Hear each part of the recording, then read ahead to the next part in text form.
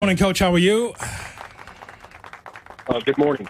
Morning, Coach. After watching the film last night into this morning, what stood out most about the loss against Arizona? Yeah, so as I talked to the players in the locker room afterward, first of all, we all have to accept accountability, for that performance.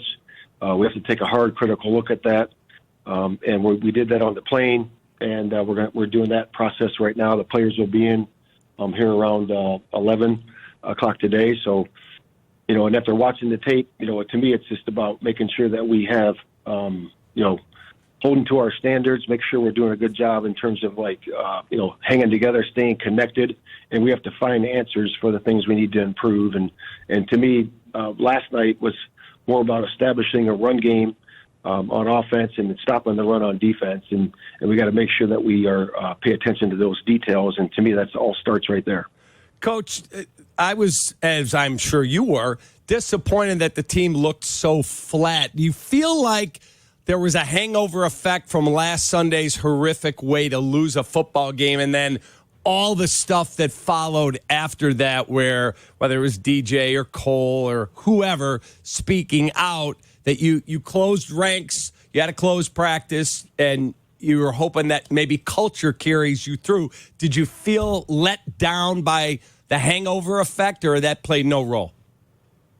No, I really believe that the guys were there and did a really good job. You look at it on defense, we go, I think we went a 3-and-out and a 4-and-out to start the game. And then offensively, when we get the ball into the positive territory, we got to make sure that we're not doing anything on a negative play standpoint in terms of sacks or, penalty to stop those drives. So we end up, kicking 3 field goals there. We just got to do a better job, when we get into the positive side of the field, no matter what time of the game it is, that we make those touchdowns and not field goals. Coach, you talk to us all the time. Cap, we were talking about the running game for the Bears, correct? 23 Correct. carries, good for 69 yards. Coach, what do you always say about passing and running the ball? You say this all the time. What is it that you say? I'm not sure exactly what you're asking. You always say that running the football is how you win ball games, and passing the ball is what? To score. To score. That's what you've always said, right? Exactly. And I will say this, that, the run game, establishing a good run game, and that sets up a lot of things. It sets up your play-action pass. It sets up your play-action pass screens. It brings people into the box to set up your passing explosives. So that everything is really set off of that. And we got to do a really good job establishing that early and continue it out throughout the game. And same thing defensively. We got to do a really good job of stopping that early and all the way through the game. Well, speaking of the running game, what aspect of the Cardinals' defense preclude you from running the football effectively? Yeah, I would just say, it's all going to come down to basic, fundamentals and basic, execution. And again, they do a good job of junking up the fronts and different things like that. But we had some good schemes there. We ran the ball effectively at times, and we just got to be more consistent. Coach, I got to ask you about the decision to leave Caleb Williams in there at the end of the game, and then he gets knocked down. He says he's okay. I just didn't, and I know you talked about having him out there to learn more about the 2-minute drill, but in a 29-9 game where there's no shot we're coming back, I couldn't believe you left him out there. Do you regret that decision? Yeah, I don't regret that. I really believe that we're fighting until the finish, and there's a lot of work to be done out there, even in that environment, in terms of us, what the score is. And again, the defensive starters were out there. All the starters that were available were out there, and that's where it was. We were talking, Cap, about the progression of Caleb Williams, and you mentioned it also in your press conference yesterday, Coach, about how the team was on a high, and at this point now 4-4. What is the difference between Caleb the last 2 weeks and the wins against the Rams, the Cardinals, and the Jags as far as the offense is concerned?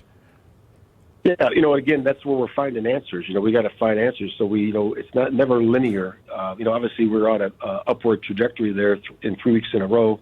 And then, now we've leveled off, and we got to do a better job of finding answers week to week and reestablishing who we are for that particular week, staying to our core concepts, but also being able to, find a way to get our skill in position, find a way to get Caleb in position, to have a high completion, to have a high QBR, to have a high efficiency in the offense. We have to. and that's what the coaches' jobs are. I would say that if you asked me that question, the hallmark of what you guys did, what the Bears did, Rams, Cardinals, and Jags, is what you've always talked about, running the football. I just don't know. Caleb throws the ball 41 times and couldn't get into the end zone, but you've always said running the football is essential. And so you said you got to find answers, but that has to happen for the Bears to increase the chances for the Bears to win, right? Yeah, I agree 100%. I really do. And it's important that we find that balance, because having balance in your offense is always the way to be. And again, we got some things to work on defense too. We got to be able to stop that run better, and keep that score down. Coach, I got to also ask you, defensively, if someone said to me, what is the identity of Matt Eberflus's defensive football team in Chicago? I'd tell you they fly to the ball. Their back end really does a great job in coverage. They force turnovers, man. They punch footballs out. I don't know what the offensive identity is because we're not running the football well enough. I didn't think we stayed wedded to the run. I know you're not calling the plays there. And then Cole Kmet has been targeted one time in 2 games total, the last 2 games, and he signs a $50 million contract, and he's a damn good football player. Can you explain to us, when you watch the tape, and again, you're not calling the plays, Shane Waldron is, but that's got to be exasperating. Well, it's important that, and you said it, it's important that we get our position skills, in terms of tight end, running backs, receivers, and give Caleb the time to be able to get that thing done. But in terms of getting those guys the ball, and we want to have all of our guys targeted, and have balance in that, target.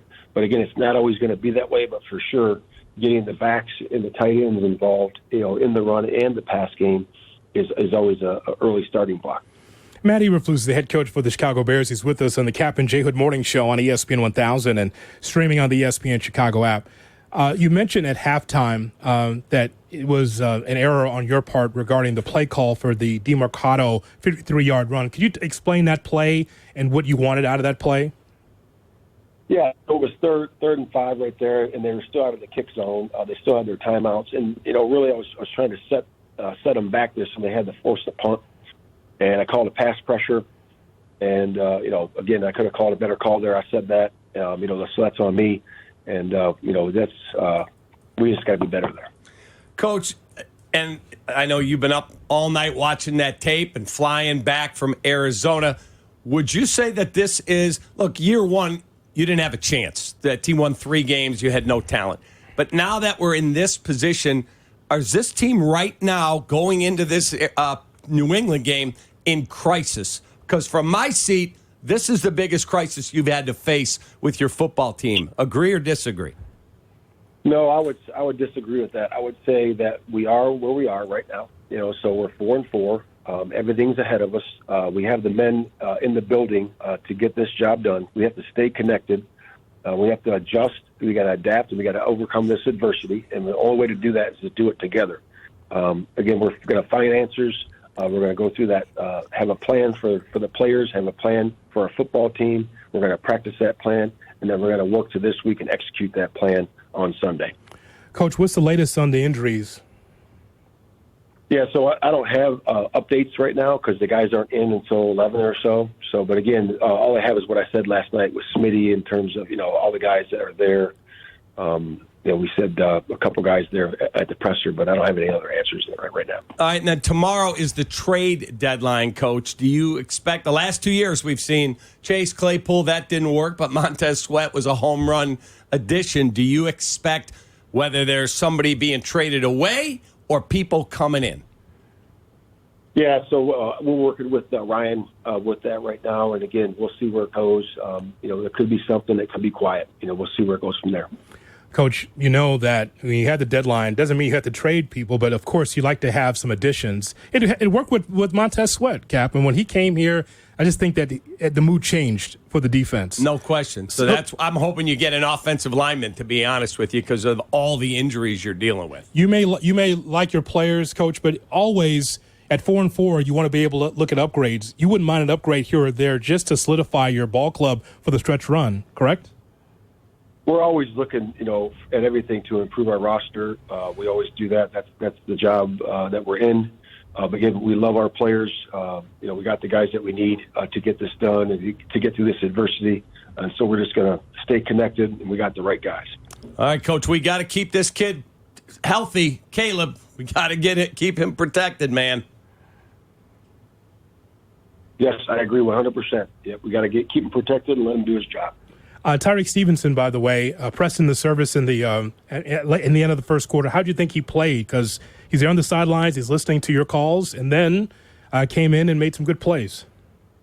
Yeah, I was, looking at the performance, way he handled the whole week. I thought he did it as a true pro, and came out there and performed. And really good job by him in his preparation. Your expectations against New England, what stands out off the top of your head about the Patriots coming in on Sunday? Yeah, I really think right now at this time of the week we're going to focus on us. Today and tomorrow is going to be a big focus on us and what we need to improve on and how we need to get better going forward. And then we'll apply that plan here in the next 48 hours to the Patriots. All right, Coach, have a good day.